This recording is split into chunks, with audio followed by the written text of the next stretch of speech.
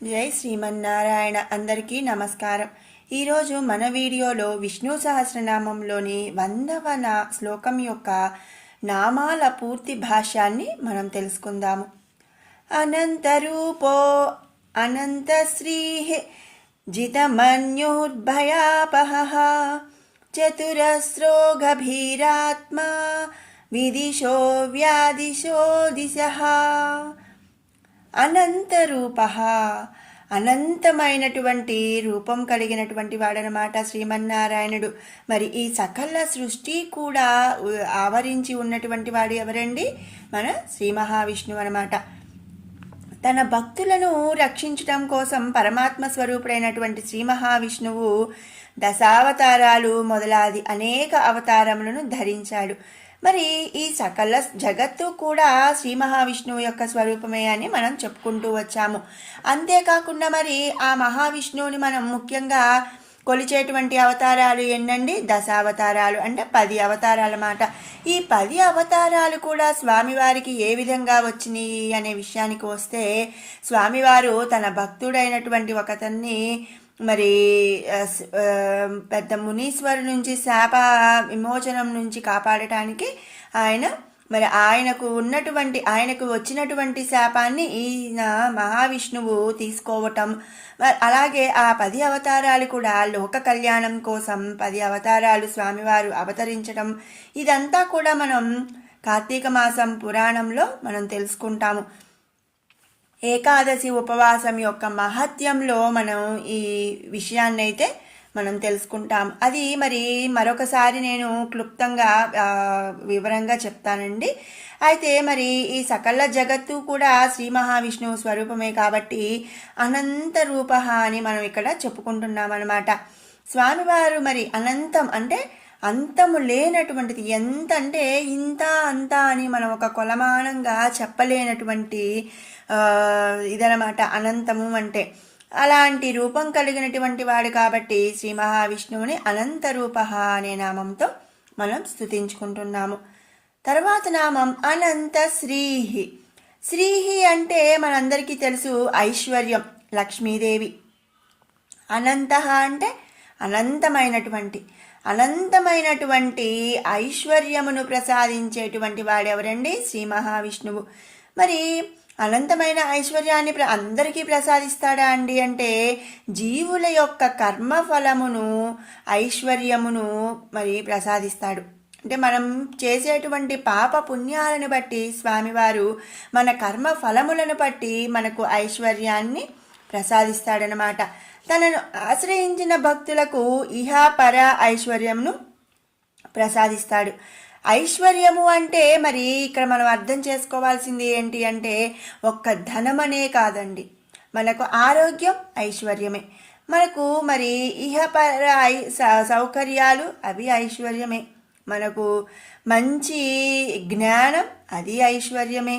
ఇలా మరి ఎవరికి మన కర్మఫలాన్ని బట్టి ఎవరెవరికి ఏమేమి ఇవ్వాలి అనేది స్వామివారు ఇస్తూ ఉంటారనమాట. మనకు ఇహ అంటే ఈ లోకంలో, పర అంటే పరలోకంలో, అంటే మరణించిన తర్వాత ఇహలోకంలో, అలాగే మరణించిన తర్వాత పరలోకంలో కూడా ఐశ్వర్యాలను ప్రసాదించేటువంటి వాడు శ్రీ మహావిష్ణువు అనమాట, శ్రీమన్నారాయణుడు. అలాగే గజేంద్రునికి దివ్య శరీర సహితముగా పరమపదమును ఐశ్వర్యమును ప్రసాదించాడు. మనందరం గజేంద్ర మోక్షంలో తెలుసుకున్నాం. మరి ఆ గజేంద్రునికి కూడా మరి దివ్య శరీరముతో, మనకు పరమపదము అంటే జనరల్గా మనం మరణించిన తర్వాత మన శరీరంలో నుంచి మన ఆత్మ అనేది వెళ్ళిపోతుంది. ఆ ఆత్మను మరి పరంపదం అనేది చేరుకుంటూ ఉంటుంది. అయితే ఇక్కడ గజేంద్రునికి అంటే మరి ఏనుగుకి ఆ దివ్య శరీర సహితముగా మరి పరమపదమును ఐశ్వర్యమును ప్రసాదించాడంట శ్రీమన్నారాయణుడు.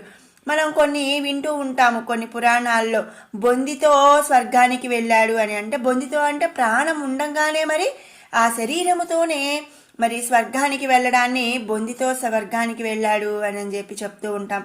ఆ విధంగా మరి దివ్య శరీర సహితముగా పరంపదాన్ని ప్రసాదించాడట.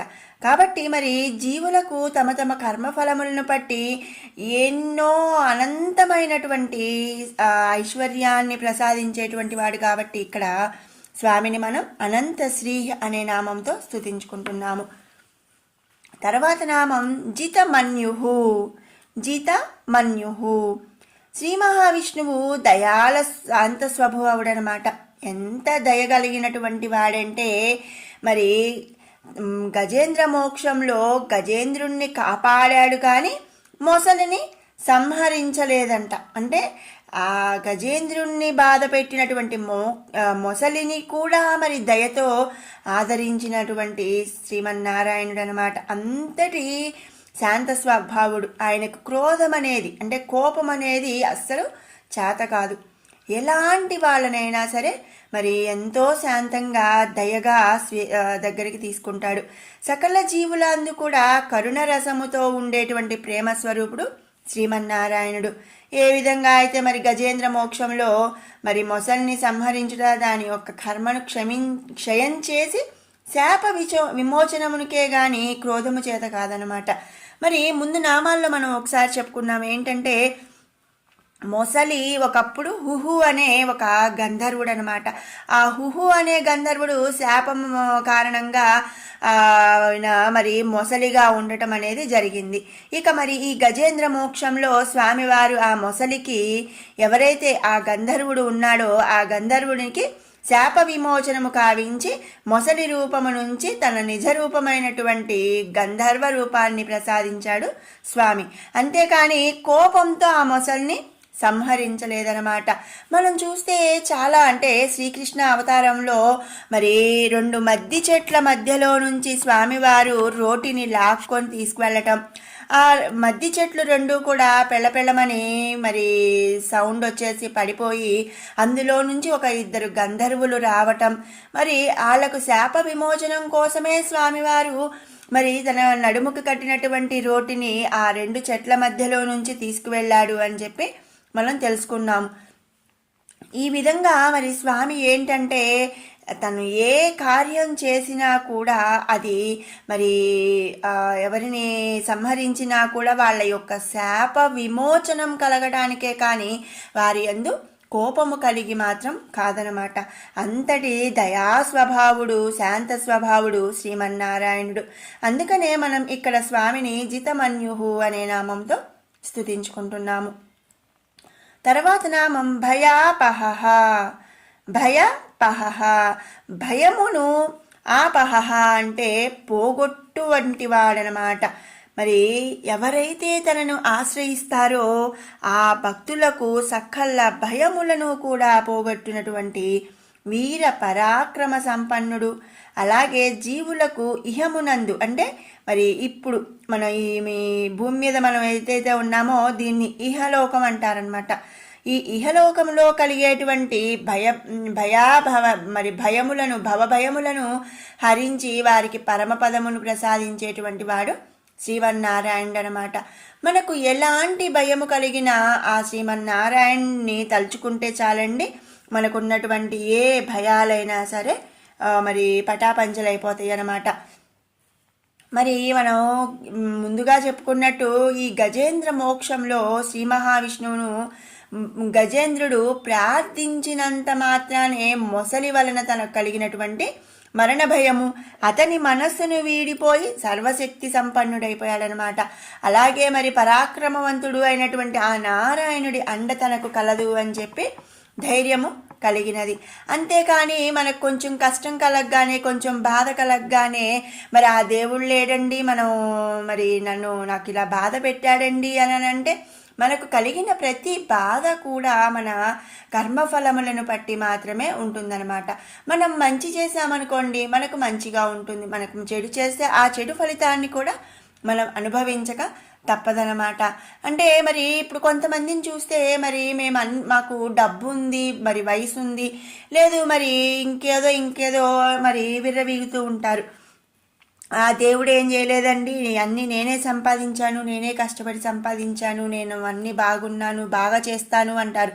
కానీ ఆ స్వామి యొక్క అండ కంపల్సరిగా మనకి ఉండాలన్నమాట.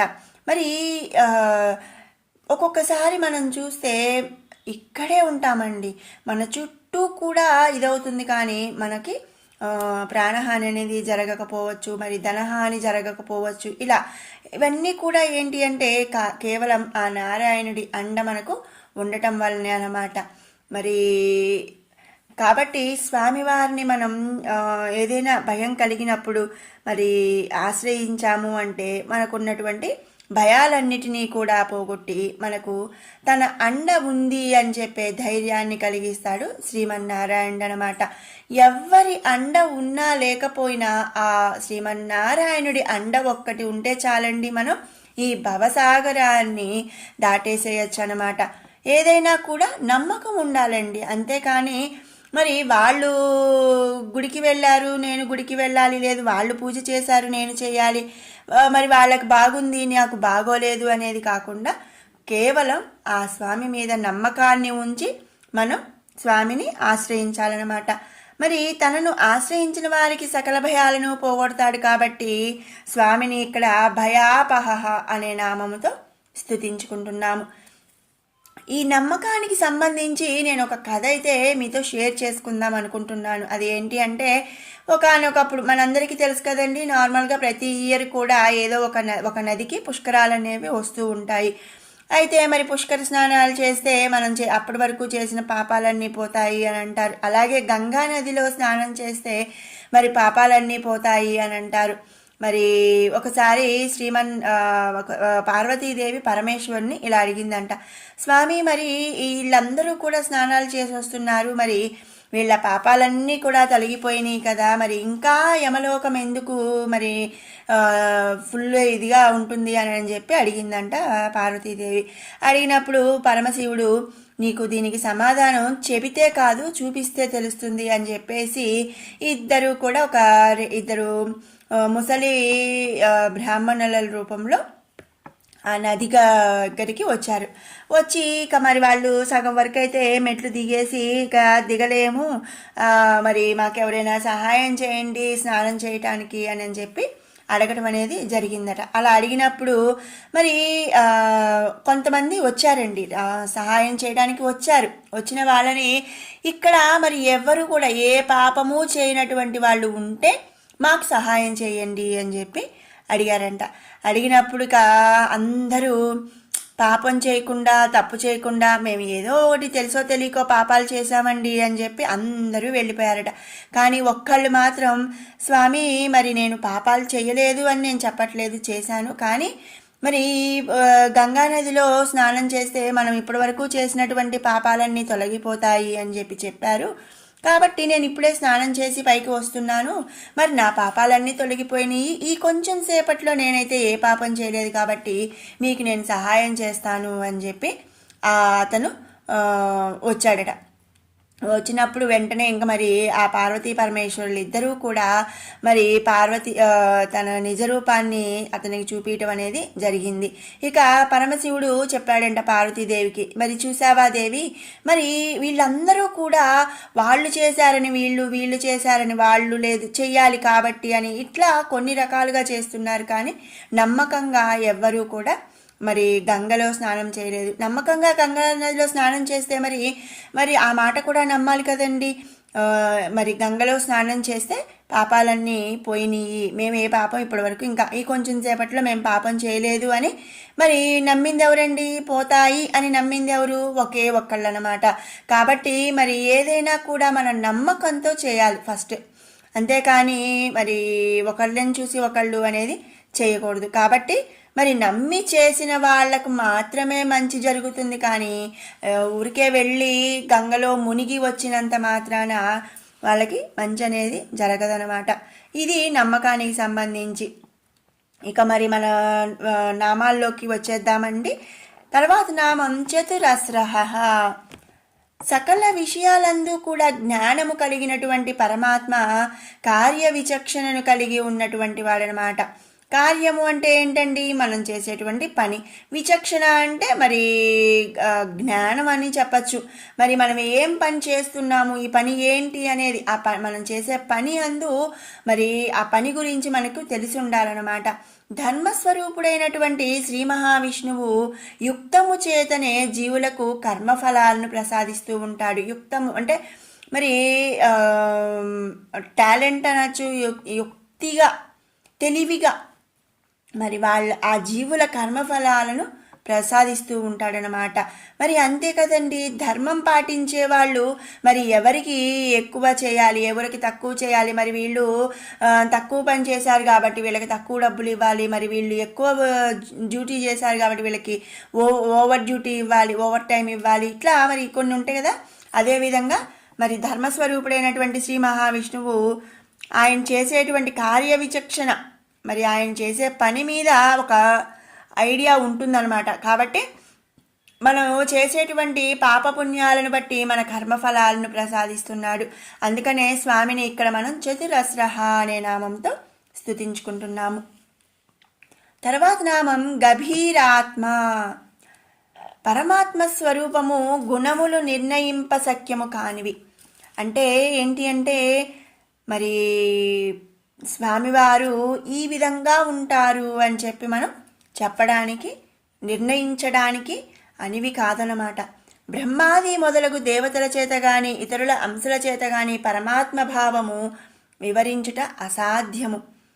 మరి మనమే కాదండి, మనుషులే కాదు, బ్రహ్మాది మొదలగు దేవతలు కూడా మహావిష్ణువు యొక్క అంశల చేత కూడా మరి పరమాత్మ భావం అనేది వివరించటం అసాధ్యం.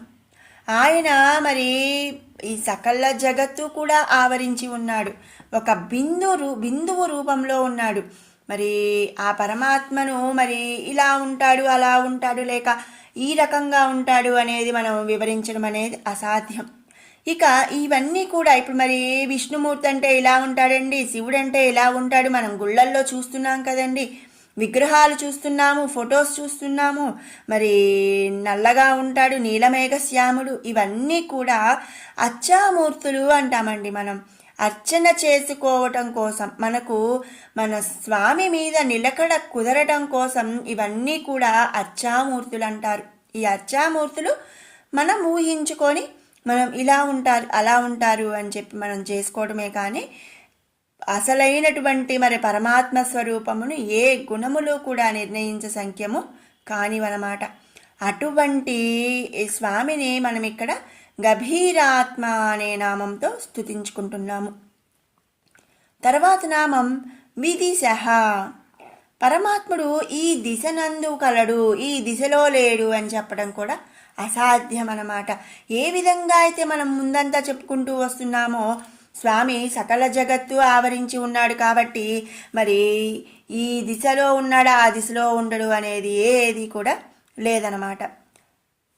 అతడు సకల దిశలందు కూడా వ్యాపించి ఉన్నాడు. బ్రహ్మాది మొదలగు దేవతల సైతము పరమాత్ముడి దిశను నిర్ధారించలేరనమాట.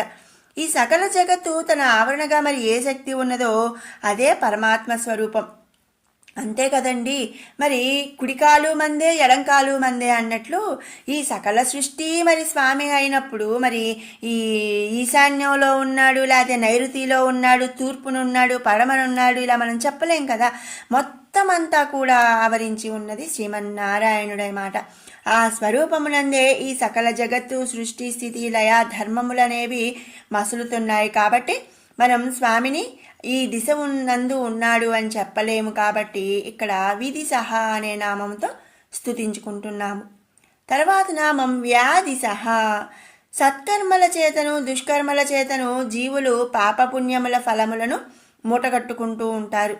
మరి అంతే కదండి, మనం అన్ని సత్కర్మలు చేశామనుకోండి మనకు పుణ్యం ఎక్కువగా మరి మూటగట్టుకుంటారు. అదే చెడు పనులు చేశామనుకోండి మనం పాపం మూటగట్టుకుంటారు. మనం జనరల్గా ఏదన్నా మన మాట్లాడేటప్పుడు వాడి పాపాన్ని వాడే పోతాడు, పాపం మూట కట్టుకున్నావు, అది ఇది అని మనం అంటూ ఉంటాం. అంటే ఏంటి, మనం చేసే సత్కర్మలు దుష్కర్మల వల్లే మనం ఫలమును మూటగట్టుకుంటూ ఉంటాము. అటువంటి కర్మఫలములను ఇచ్చేటువంటి వాడు శ్రీమన్నారాయణుడు. బ్రహ్మాది దేవతలను తన ఆజ్ఞలకు బద్దులై ఉండునట్లు చేసేటువంటి వాడు శ్రీమన్నారాయణుడు అనమాట.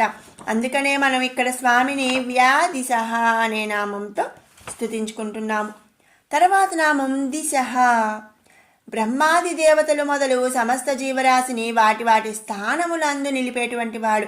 వాటి వాటి గుణ రూప స్వభావములకు ధర్మములను ఆజ్ఞను ఇచ్చేటువంటి వాడు శ్రీమన్నారాయణుడు. మరి ఇంతకుముందు మనం చెప్పుకున్నాం ఈ సకల సృష్టి దేవతలు మరి అందరూ కూడా స్వామి నుంచే మరి ఉద్భవించారు. ఇక వీళ్ళందరికీ కూడా మరి వాళ్ళ పొజిషన్స్ అంటే ఇప్పుడు మన పిఎం ఉంటారండి. పిఎం కింద మరి చాలామంది మినిస్టర్స్ ఉంటారు. అలాగే సెంట్రల్ మినిస్టర్స్ అంటాం. మరి అంటే ఒక్కొక్క రాష్ట్రానికి చీఫ్ మినిస్టర్ అని ఇట్లా మరి ఇంకా తర్వాత ఎమ్మెల్యేలని, ఆ తర్వాత మరి ప్రెసిడెంట్లని, చిన్న చిన్న ఊళ్ళకి ప్రెసిడెంట్లని ఇట్లా మరి డివైడ్ అయిపోతూ ఉంటారు కదా. మరి వీళ్ళందరినీ నియమించేది కూడా ఎవరండి? మరి హయ్యర్ అథారిటీ అనమాట. అదేవిధంగా ఇక్కడ స్వామివారు ఏంటి అంటే తన నుంచి ఉద్భవించిన ఈ దేవతలని అందరికీ కూడా మరి బ్రహ్మాది దేవతలకు సైతం అందరినీ వారి వారి పొజిషన్స్లో మరి నియమించేది శ్రీమన్నారాయణుడు అనమాట. అలాగే వాళ్ళ యొక్క గుణరూప స్వభావములకు ధర్మములకు ఆజ్ఞనిస్తూ ఉంటాడు. అంటే మరి ఇప్పుడు కుబేరుడు మరి 8 అంటే 8 దిక్కులు మరి 8 మూలలు కూడా 4 దిక్కులు తూర్పు పడమర ఉత్తరం దక్షిణం. మరి ఈ మూలలు అంటే ఈ 4 దిక్కులకి మరి ఉన్నటువంటి 4 మూలలు ఈశాన్యం నైరుతి ఇట్లా మరి చెప్తూ ఉంటాం కదండి. ఈ 8 దిక్కులకు కూడా మరి 8 మంది అధిదేవతలు ఉంటారు. అలాగే మరి బ్రహ్మగారు ఏం చేయాలి? సృష్టి చేయాలి. అది మరి ఆయన యొక్క పొజిషన్లో మరి బ్రహ్మగారి పొజిషన్కి ఆయన డ్యూటీని మరి స్వామివారు ఇస్తాడు. మరి అలాగే మరి ఇంద్రుడు అంటే ఈ పని చేయాలి, వరుణుడు ఈ పని చేయాలి, ఇలా మరి వాళ్ళకు ఆజ్ఞని ఇస్తూ ఉంటాడు. అంతేకాకుండా మరి వాళ్ళ స్వభావములకు ధర్మములకు కూడా ఆజ్ఞని ఇస్తూ ఉంటాడు శ్రీమన్నారాయణుడు అనమాట. అందుకనే స్వామిని మనం ఇక్కడ దిశః అనే నామముతో స్తుతించుకుంటున్నాము. ఇది 100వ శ్లోకంలోని నామాల యొక్క పూర్తి అర్థం. ఇప్పుడు మనం 91 నుంచి 100వ శ్లోకం వరకు కూడా మనం పారాయణ చేసుకుందాం. భారభృత్ కథితో యోగి స సర్వకామదః ఆశ్రమః శ్రమణః క్షామః సుపన్నో వాయువాహనః ధనుర్ధరో ధనుర్వేదో దండో దమయుతాదమః అపరాజిత సర్వసహో నియంతా నియమో యమః సత్వవాన్ సాత్వికః సత్యః సత్యధర్మపరాయణః అభిప్రాయ ప్రియార్హోర్హః ప్రియకృత్ ప్రీతివర్ధనః విహాయ సగతిర్జ్యోతిః సురుచిర్హుతభుగ్విభుః రవిర్విలోచనః సూర్యయః సవితారవిలోచనః అనంతో హుతభుగ్భోక్తా సుఖదో నైకదోగ్రజః అనిర్విణ్ణః సదామర్షి లోకాధిష్టానమద్భుతః సనాతన సమః కపిలః కపిరవ్యయః స్వస్తిదః స్వస్తి కృత్ స్వస్తి స్వస్తి భుక్ స్వస్తి దక్షిణః అరౌద్రః కుండలీ చక్రీ విక్రమ్యోజిత శాసనః సప్తాతిగః సప్తసహః శిశిరః సర్వరీకరః అక్రూరః పేసలో దక్షో దక్షిణः క్షమినాంబరः విద్వత్తమో వీతభయః పుణ్యశ్రవణకీర్తనः ఉత్తారణో దుష్కృతిः పుణ్యో దుస్వప్ననాశనः వీరः రక్షణः సంతో జీవనः పర్యవస్థితः అనంతరూపోऽనంతశ్రీర్జితమన్యుర్భయాపహः చతురస్రో గభీరాత్మా విదిశో వ్యాధిశో దిశః. ఓం శ్రీమన్హరయే నమః.